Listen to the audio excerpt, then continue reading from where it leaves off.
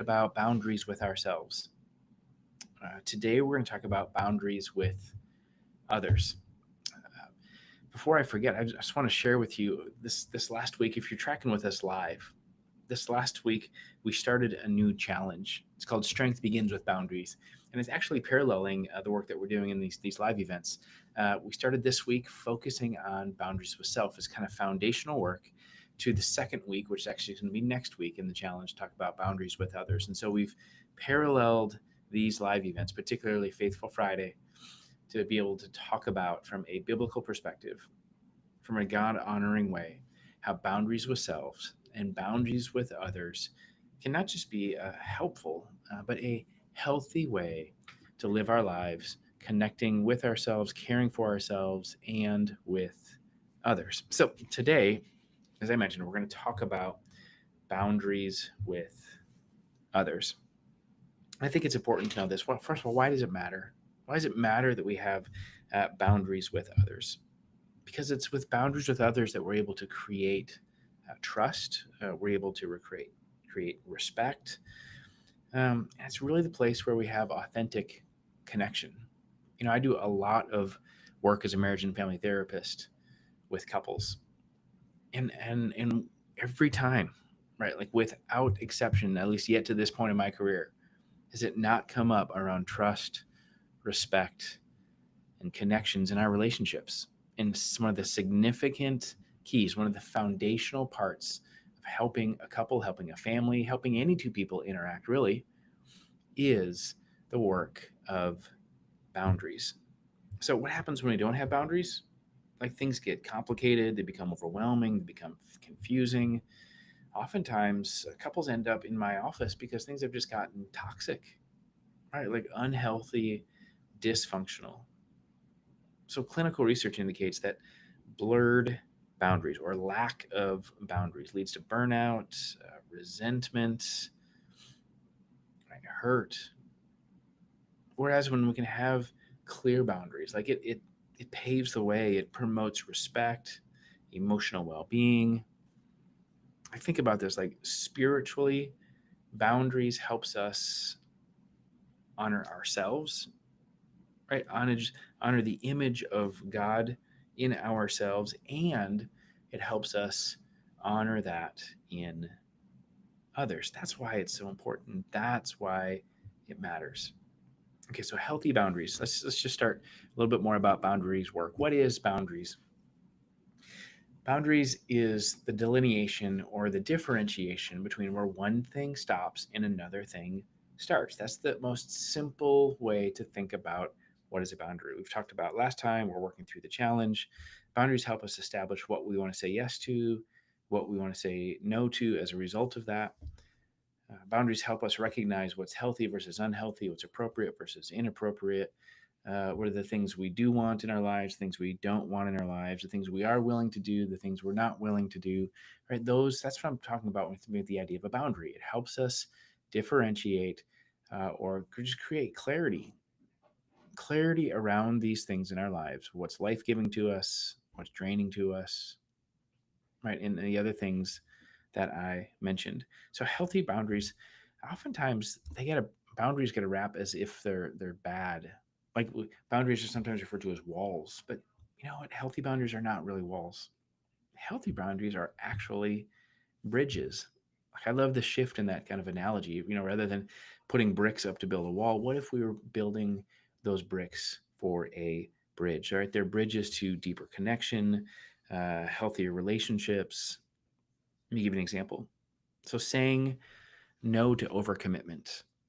Although you might have something show up inside of you, right? Like maybe feel a little guilt, feel a little anxiety of having to say no to somebody. But when we can say no to overcommitment, it, it actually allows us to be more present in those moments when it matters most, in those relationships with other people who matter most. Like from a clinical perspective, like the insight there's clear boundaries. We see this in the data, and I see this in our office every day. It reduces anxiety, reduces resentment. Uh, it reduces enabling uh, empathy without enmeshment.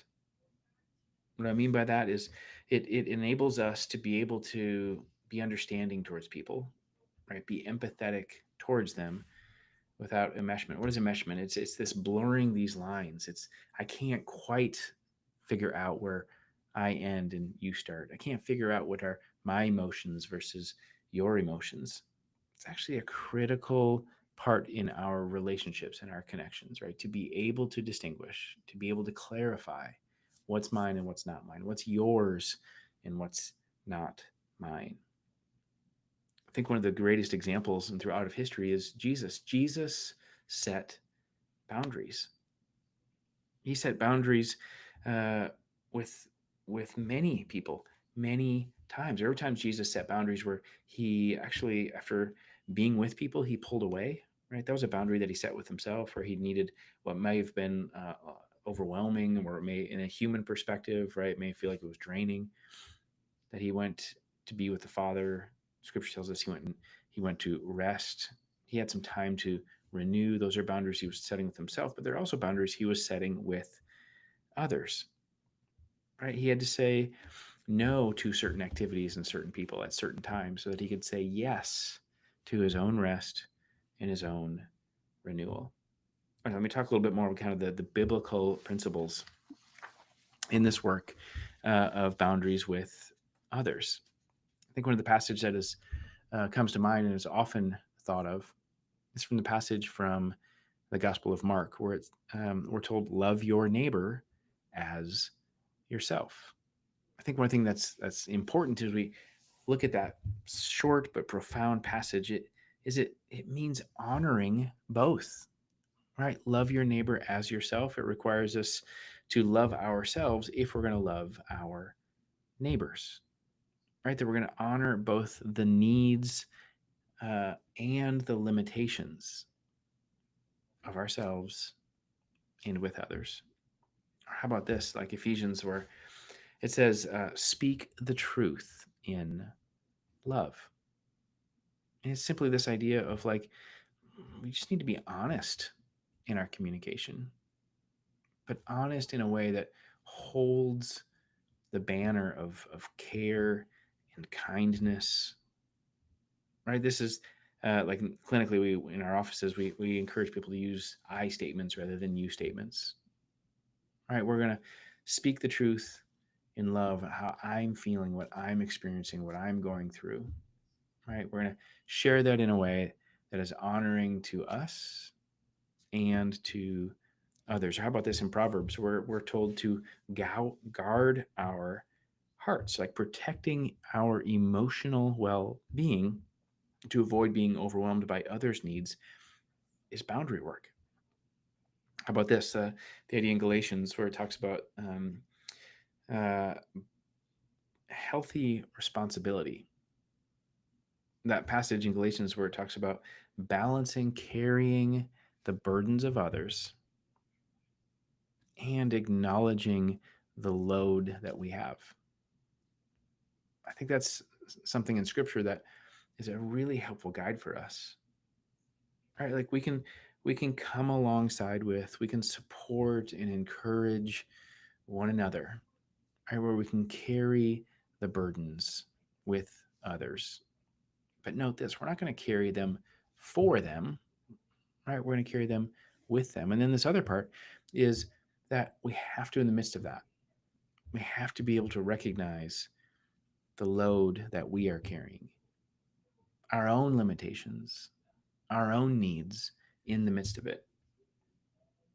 You know, when we think about this from just a practical perspective, building on those biblical insights, those foundations, I want to talk for a few moments about some practical categories of boundaries we might think about in our relationships with others. So there's lots of categories we can think about in boundaries with others, but I just want to walk through a few of them. The first one, I consider time as a boundary, right? Time is finite. We all have 24 hours in a day. Every single one of us we have, right? And we have to determine how we're going to use those hours. So a time boundary is prioritizing commitments, time to people, places, and things, right, that align with our values of what's meaningful, what matters, what's most important. So a time boundary is important. If we play this out practically, a time boundary with somebody else, we might be able to set a boundary of be able to say something like, "Yeah, we would love to come over. I'm available from 6 o'clock to 8 o'clock." Okay, that's the boundary of time. I'm available from 6 to 8. Or yes, I'm willing to help you with that project, or I'm willing to come and support you with that in that activity. I'm not available today, but I am available tomorrow. I'd love to set aside and dedicate some time to do that. Or, my schedule is really full today, but I am available for a check-in or a meeting tomorrow. Like time boundaries, we actually do this every day. It's actually what we call time management. So setting boundaries around our time that aligns, as I mentioned, the commitments to our values. How about this? Emotional boundaries.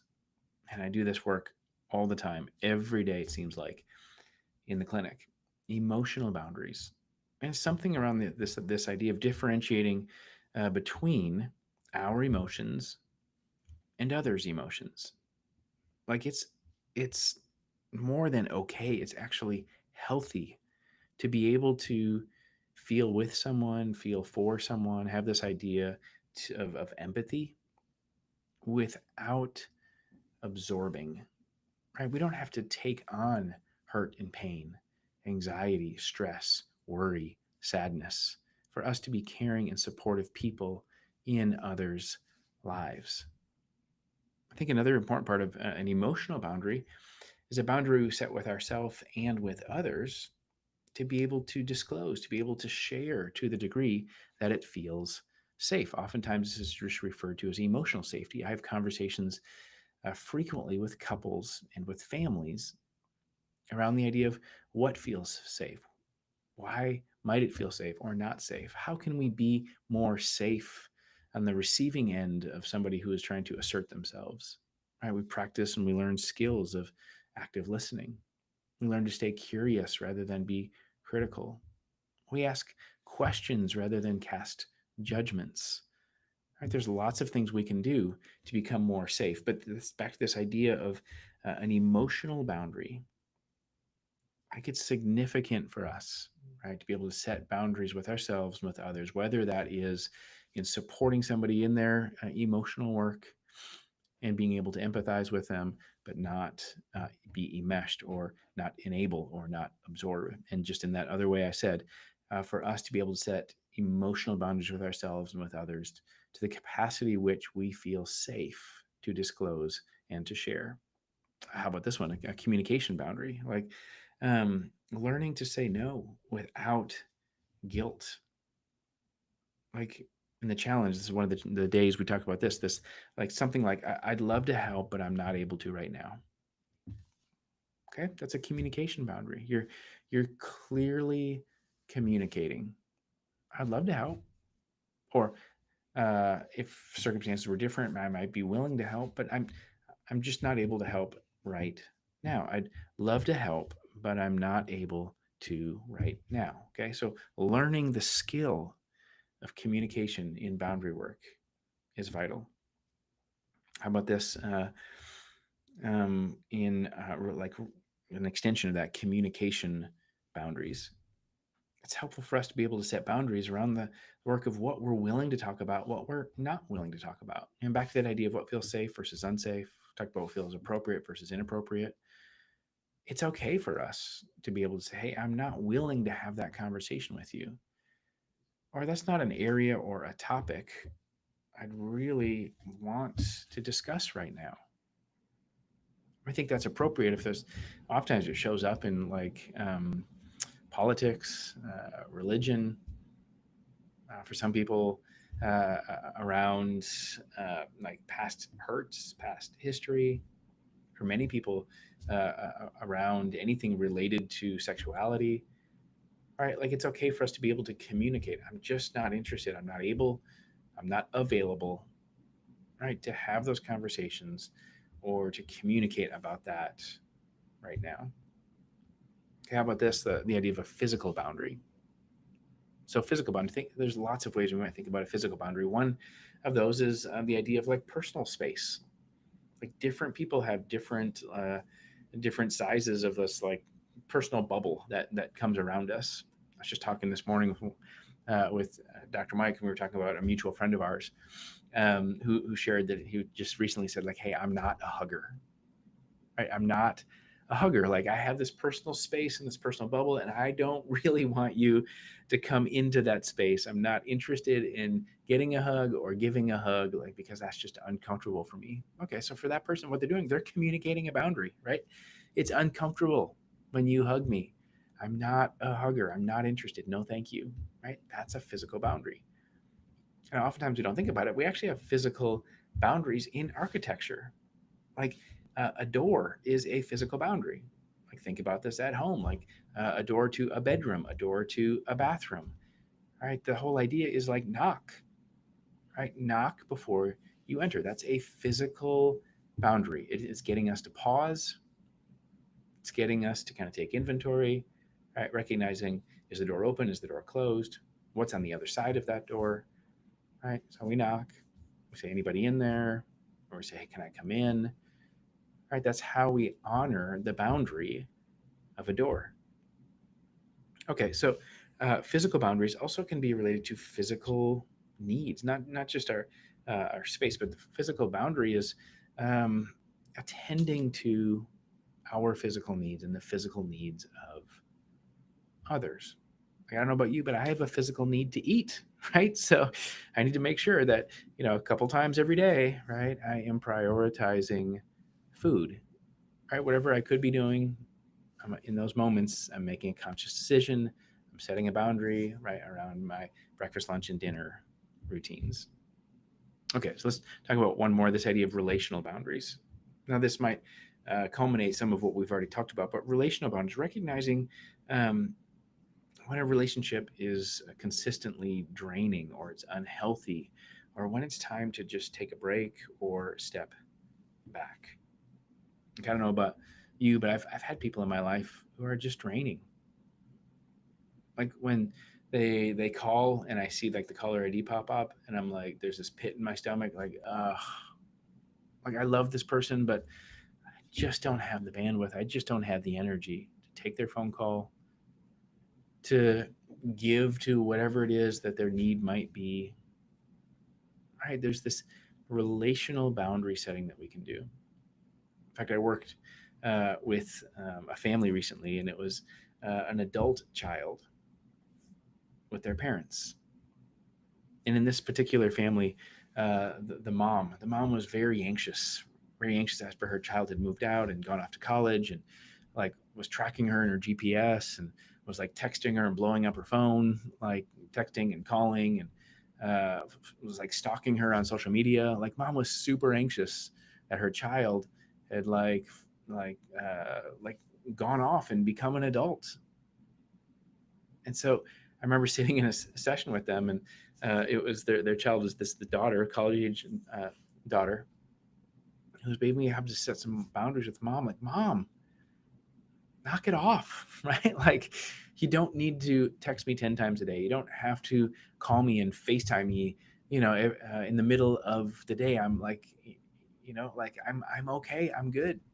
I'm with my friends. I'm at class. I'm at work. I'm doing my homework.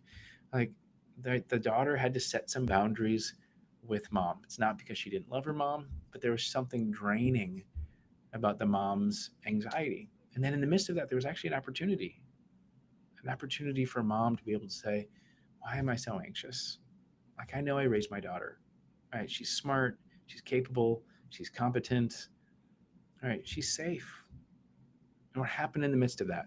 Through the work of that conversation, they were able to assess, they were able to establish, communicate, enforce, and eventually evaluate boundaries in a way that made it more clear for both of them when it seemed appropriate to call. when to check in, how frequently to check in, what they would talk about, and maybe certain things maybe they wouldn't talk about. And rather than, this is an important part, rather than what some might see as it creating distance, or it's setting up rules and regulations about their relationship, it actually did the opposite. Right? It allowed them both to take a deep breath. It offered clarity. It was respectful. It was honoring. Uh, that's the work of boundaries, when boundaries are done in a healthy way. Okay, so as we think about this in just a practical kind of wrap up, first of all, um, boundaries done well bring freedom. It's not about control. It's not about dictating. No, it's about freedom. Like, boundaries reduce, as I mentioned earlier, conflict. It fosters healthy relationships. I love in scripture, I think it's in Colossians, where it says, above all else, put on love. Right? That boundaries supports unity by making space for respect and for kindness. So as we're wrapping up this Faithful Friday, I would love you to consider this. I would love to consider asking God for wisdom, right, to set boundaries, to protect your heart, and to build others up.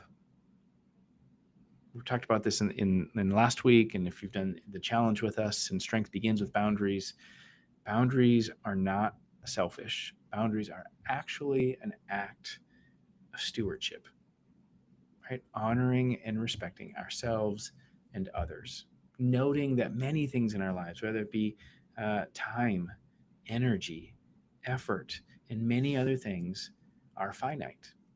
So we want to align ourselves, and we want to help align our relationships with others in a way, right, that our yeses are yes, our nos are no, in a way that we're consistent with our values, in the person we are, in the person we want to be, in the life we want to live. Okay, so as we wrap up, I said this at the very beginning, but just let me say it again. If you are joining us for the Strength Begins with Boundary Challenge, that's awesome. We're heading into week 2 of that challenge. Some of you might be on pace with us. Some of you might be catching up with us. Some of you may haven't even started yet. So if you haven't yet, I want to encourage you, look in our platform, in our app, on our website at livewell-coaching.com or in the Livewell app, and you will find the Strength Begins with Boundaries Challenge. Okay, I hope you guys have an incredible week. I'm looking forward to seeing you back here for Mindset Monday.